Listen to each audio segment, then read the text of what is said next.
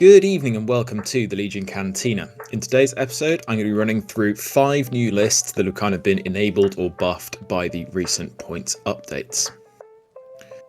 So yeah, been doing some list building, as I feel like I inevitably always do after the points update. Been looking at across all 4 major factions. I don't think anything has changed sufficiently to merit looking at Shadow Collective, but for the rest of them, gonna have at least 1 list for all the other major factions, and then going to be looking at 2 Empire lists as well. So I'm going to start off on kind of home territory and looking at what I think is probably like the least changed of the lists, although there's arguments that other lists later on have not changed that much. But this one is going to be Mega Fleets plus Lando, and then obviously bringing 2 mercenaries in that operative slot for the Rebels. Now, this is kind of similar to lists I was running previously. So you used to be able to do sort of 11, 12 acts with Lando, Din and Bad Batch. I think I actually took this to a fairly big tournament. I think this might have been the first GT I went to. I took something quite similar to this. But you've got Lando in there with his improvised orders, then Din with kind of the base level of kit that I would tend to bring on Din. So jetpack, flame projector and Beskar spear. You can bring the Amban if you want, but I personally prefer the Beskar spear just for that immune melee pierce when you're locked in with a Force user. Then moving over, you got Bad Batch, obviously bringing Amiga in there as well for the objective play. I don't need to say a lot about Bad Batch, they kind of do what they do. And yeah, I think there are very few Rebel lists or GAR lists where Bad Batch doesn't improve it, or at least, fit in. So yeah, I think it's always a solid inclusion in that operative slot. I think it is a bit of a weird one. Like there are other ways of running this list. I've done a sort of some slightly different list building as well, where you cut one of the Merc operatives, so probably Din in this case, then bring along Ahsoka in that slot. Fairly similar in terms of points, maybe not like better command cards, but you do get at least like a better 3-pip, for instance, than I'm not a huge Whistling Birds believer. And then you can bring, you drop Sleeper Cell, and then you can bring 2 swoops in the support slot, which is pretty nice as well. But yeah, then the big change to this list essentially, and what's kind of been enabled, is the kind of Mega Fleets thing. So the base Mega Fleet squad got 5 points cheaper, and then you've also got the addition of Cassian Andor, who lets you bring sort of Cassian as a heavy and then opens up another heavy slot for you to bring him along. And in both forms, I think he's really solid. Like the low profile and the secret mission is really great early on, and then shifting over to the obviously the infinite courage and the ability to get extra white dice. I've played this a couple of times now, and it is just really powerful. I think obviously starting off the base unit with the 9 basic troopers, the scattergun and Cassian throws 18 white and 4 red, which is about 10 or 11 PS1. If you are just whittled down to Cassian and the scattergun, you're still throwing 4 red and 9 white because of the way Cassian's card works.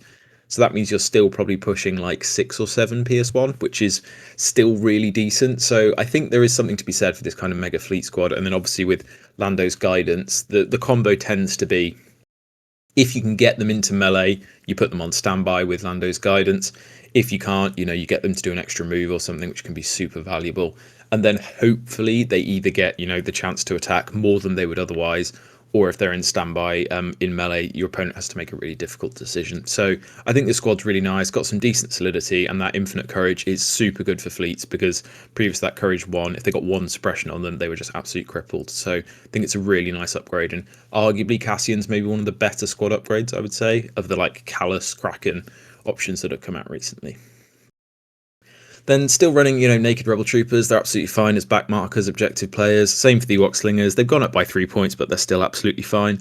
I will say, like, commandos are now more of a decision because they do offer a bit more firepower, bit less survivability just because they have fewer bodies. So yeah, it's not the easiest decision. Well, not as straightforward as it used to be, but I still think the Ewok slingers are very strong and still fulfill that kind of filler activation, but just a little bit more expensive than they used to be, which is good. Sleeper cell, going to sleeper cell. I tend to stick them on a kind of back marker objective, hide them behind LOS blocking, then they can jump out, throw 12 surge to hit with an aim, and see what happens. And that's normally enough to send most people running. Swoop bikes, because I just love running swoop bikes, and then 2 land speeders. Not bringing the Astra anymore. I don't think it's worth it. One of them can fit in link targeting, which is really nice to get those additional aims. I think it's just a really decent combo.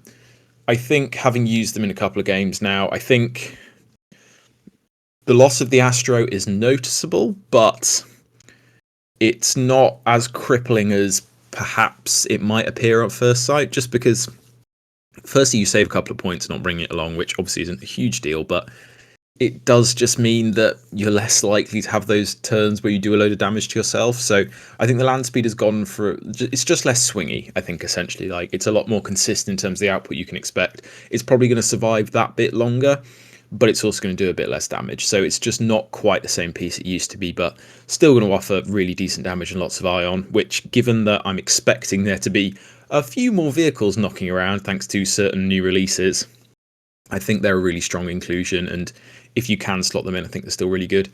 I think also the just naked land speeder, just for some objective play, like you can do 3 speed 2 moves with a big base, and then you've got armor 2, cover 1, 6 health. Like, there's something to be said for that, so might be worth a look for just that naked land speeder. Obviously this list is, I think, a little bit low on act, but you have like 5 big players actually, I would say. Like Din and Bad Batch, unless you play them wrong, I think are mostly going to survive most games. Fleet Troopers are a little bit more fragile, obviously, but they're going to hopefully deal more than their damage kind of in return. I think it's about 120 point unit, and they can normally pick up, especially if you're going into like Clones or Empire, they can always pick up some really good value. Swoops are going to swoop, and then land speeders are going to land speeder, and I think there is an argument to try and find an additional act in here somewhere. I did wonder about like trying to slot in like a cheap operative like Jin, or the kind of custom rebel operative maybe in that slot. And then you go for like double swoops or something to get your act count up a bit higher. And there's maybe something in that. But having played this, I think it's really decent. And the sort of land speeder nerf is not that crippling, and really enjoyed some mega fleets. So yeah, Rebels didn't get the best of the updates, but I think they'll still be absolutely fine. Moving over to the first of a couple of Empire lists we're going to look at, and this is kind of the one of the Remnant lists that I talked about a bit. So you don't have to run this in Remnant, like you can just run this in base Empire, and I think it's absolutely fine. I did have a look at, I think there's like a Vader triple darks list that gets to like 7 or 8 acts, which is effectively 11, which isn't too bad. You've got some real sort of firepower in there, can put in some work. But yeah, Gideon, now he's a lot cheaper. I personally would just try and take like an improv or something just to make your orders that bit more consistent. Like if you draw the darks early, you can hopefully shuffle them back, although you will have 6 in the bag, so maybe that's limited. But I think, yeah, this looks pretty decent.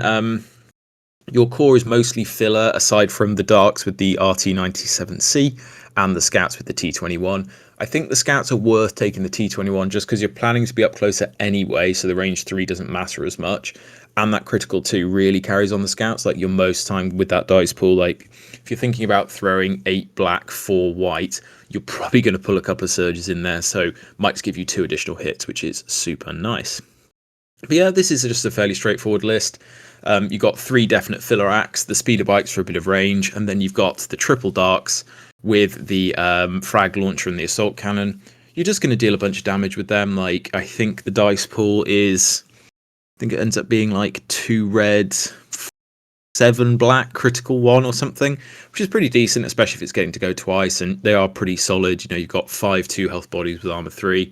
They're probably going to do all right. So yeah, I think darks are still the same as they've always been, and this probably isn't the most competitive way to run them. I should caveat all of these, like, I'm not suggesting these are going to be like meta breaking lists, but these are lists that have maybe been enabled by the points changes in a way they didn't exist before.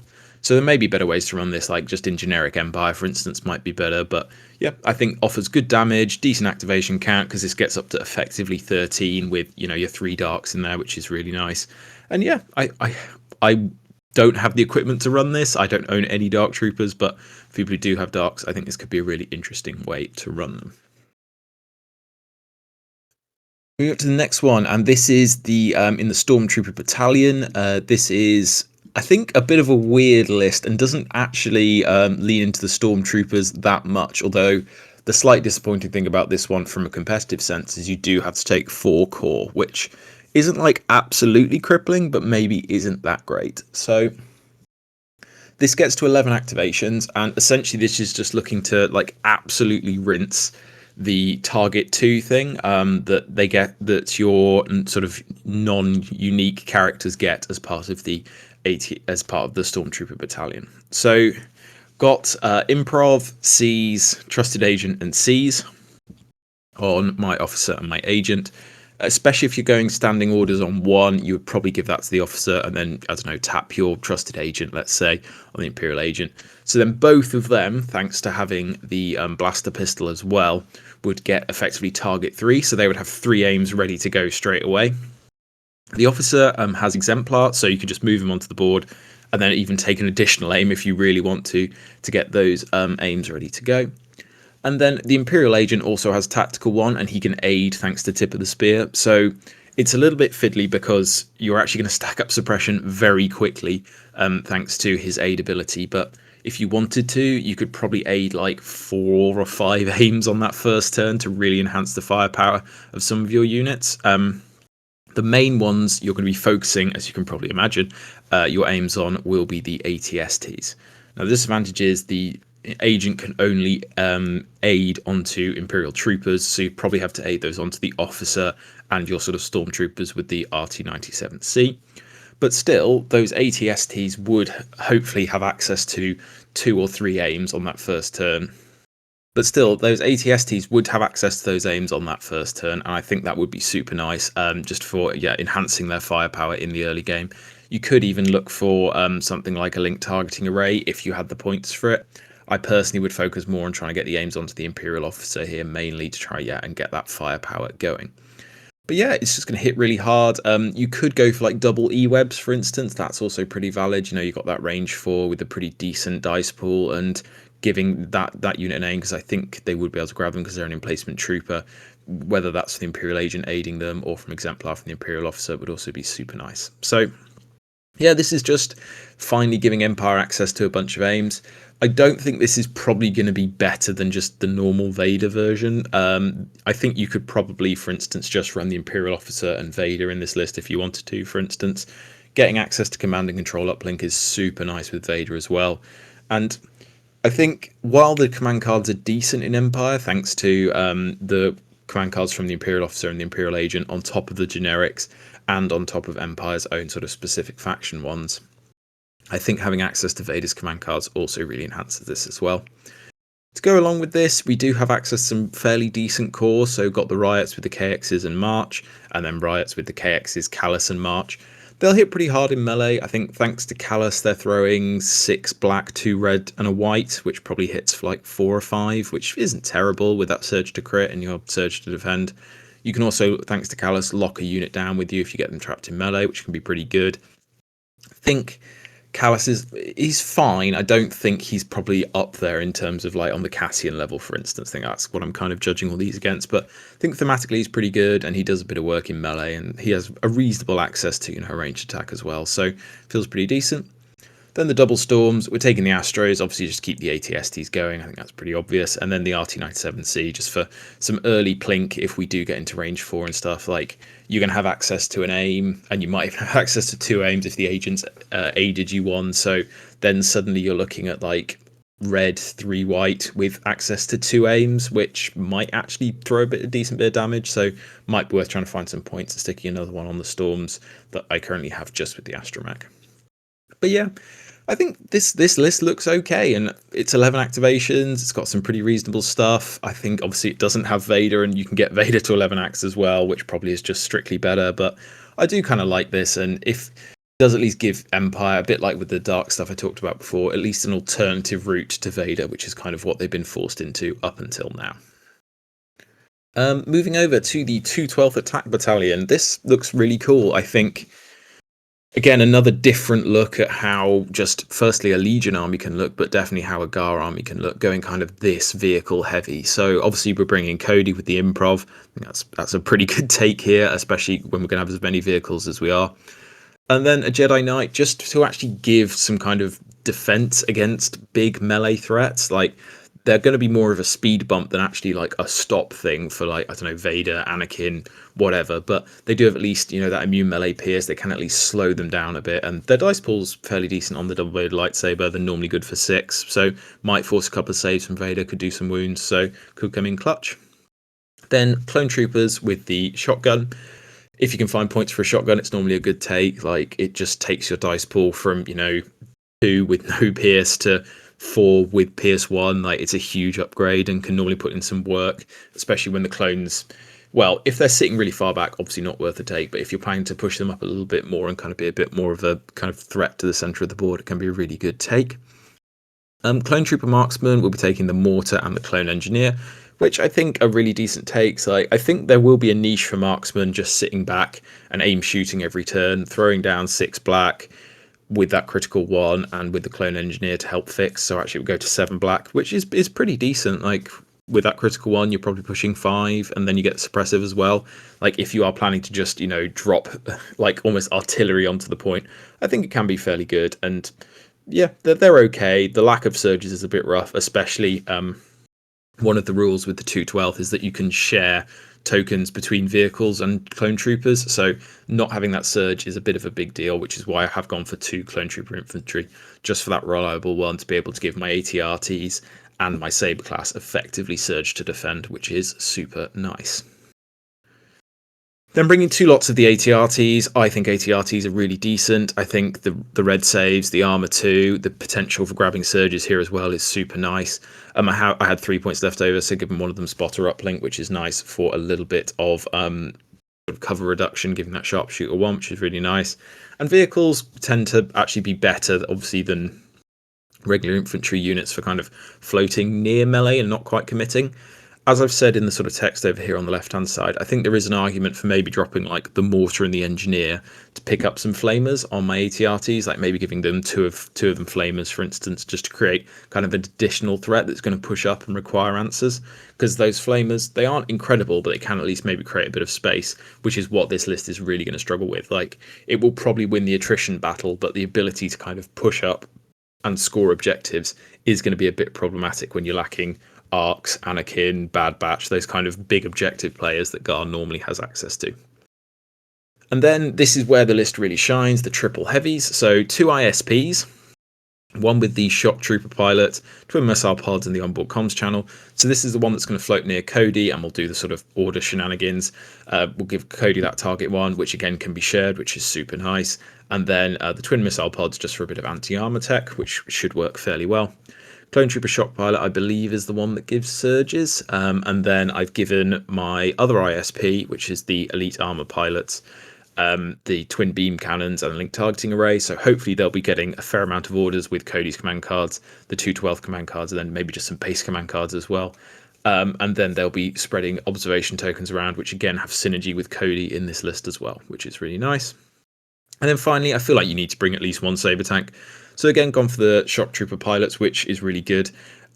With the way I think Arsenal is worded and Gunslinger is worded, you would perform 2 attacks, which would give you 2 surges, which for 4 points, like if you generate 2 or 3 surges off this, I think that could be absolutely huge, giving it the beam turret, because I feel like that's pretty decent and lets you hit at range 4. And then again, link targeting array, because the orders in this list are very much going to be focused on these 3 big heavy vehicles. We're talking about the 212 command cards as well. I think they're really good, have some really nice synergy. The Divulge 1 pip is great for the sort of the scout, and the ability from the GAR only advantage, I believe, that lets you get coordinate and things like that is super nice. And yeah, I don't know. I don't think this list is going to be like meta or anything. I think it lacks kind of the elite GAR units that you kind of need to really play objectives and kind of win the game, as it were. But with the new objectives coming at some point soon, and with the sort of firepower and the armor this does have to offer, I think there could be a bit of a niche for this list to maybe actually perform reasonably well.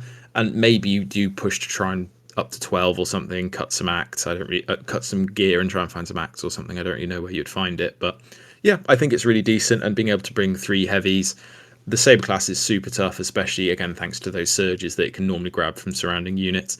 And then the ISP should normally be able to put in some pretty decent work as well. Just feels really decent, and it would be good if Gar had more access to kind of cheap repair, because one thing you can do, I found this in the game I played against this list, is that you can just chuck loads of Ion in it with land speeders, and I think Ion is going to be around quite a lot, so I think this list unfortunately will find itself just running into a bit of a rough meta for it at the moment. And the final list we're going to talk about is the one that I was kind of doom-mongering about in my original video. It's double AAT and stuff. So this is just basic separatist stuff. And it just has lots of really cool stuff. So up close and personal on Grievous, I think he's going to be doing a lot of ranged attacks, whether that's with his command cards or with his base stuff. So I think that's really decent. Got Kalani to support the AATs, feels really good. Sunfac to anchor a flank along with one squad of Geos, so they're going to be doing their thing. Ventress with burst of speed, reflexes into the fray. Again, you don't have to bring all this stuff if you don't want to, but yeah, I think this feels pretty good. 5 lots of B1s just to clog stuff up and be activation fodder. And then, as I said, that squad of Geos to pair with Sunfac on a flank. And then you got 2 AATs with both with high energy shells, and then 1 AAT with the series droid pilot and the link targeting array. So Kalani's direct would go onto the battle tank, which would then make it all the way back down and then along the B1 chain and then go back to Kalani. So you'd rip all of them out of your stack straight away, and then you could probably just put the actual order if you wanted to on Grievous or the AAT, and then you're just left with, you know, Sunfac, Ventress, and the Geos, and then whichever is left in the bag, which is really nice. So you can just use all those B1s early game to just pour onto the board, and then you should be able to go fairly late with your AATs and with Grievous if you want to. And yeah, you're going to dominate that early turn thanks to the AAT's firepower. You're not going to barrage on turn 1 because it requires you to obviously perform 2 attacks. That's what the 100 shells are for. So you move on, and then, what is it, like 7 red and a white or something with critical 2? Crazy work. Yeah, just feels really good. And I think this has all the elements of a really competitive list. It has good activation count, good maneuverability, good firepower, good ability to be flexible. Yeah, I don't know. I think, like, I don't think you can kill both AATs in a game, so you maybe have to pick one and just try and focus it down. But that's going to take so long with that 9 health, the armor 5, and then obviously Kalani is there with his support with the aims and the dodges and stuff. Like, yeah, I don't know. I think you're just going to have such consistent firepower, and in almost any scenario, they can probably just sit fairly centrally, just shoot pretty much the entire board without too much fear. Again, you are a little bit worried about Ion, which I think is going to start to become a real premium, and I wonder as a result we start to see more repair coming in as well, which is where Separatists do suffer a little bit, just because their repair tends to be that bit more expensive. But yeah, I think this looks like a really solid list, and you do get a bit of command card bloat, I will say. I think you've got access to like 5 or 6 3-pips in this, basically, and arguably, do you have Space Adventures 3-pip? Probably. You try and find it, but again, it's tricky because normally Kalani's 3-pip's pretty good, and then Grievous now has 2 reasonable 3-pips. So yeah, I don't know, although one of his 3-pips is bad, but one of them is pretty good. So yeah, I don't know, I think this looks really solid, and I don't really know where I would start, because the fact this gets to 12 acts means that unless you're really pushing it with Rebels or something, you're probably going to be seeing those AATs coming on last, which means your anti-armor tech might not be able to deal with them. So yeah, I think this feels really solid, and that extra 30 points probably grabs you an additional activation here, essentially, which is really nice. Not saying, again, this is going to be meta, but I think this is probably the best of the lists I've looked at today. So yeah, let me know what you think in the comments below. Are there any other lists that I've missed that are going to be coming soon? As I say, unfortunately, the Shadow Collective changes weren't impactful enough to really merit going through them again. Like, you can get a bit more stuff with Gar Saxon now, but I don't think that's super impactful. Yeah, I don't know. Will be interesting to see where the meta ends up. As I say, I am expecting a lot of Ion to be around, and maybe Ion Spiders make a comeback. You know, Ion Rebel Troopers might be a thing. We'll see. But yeah, like, subscribe, etc., and I will see you for the next one.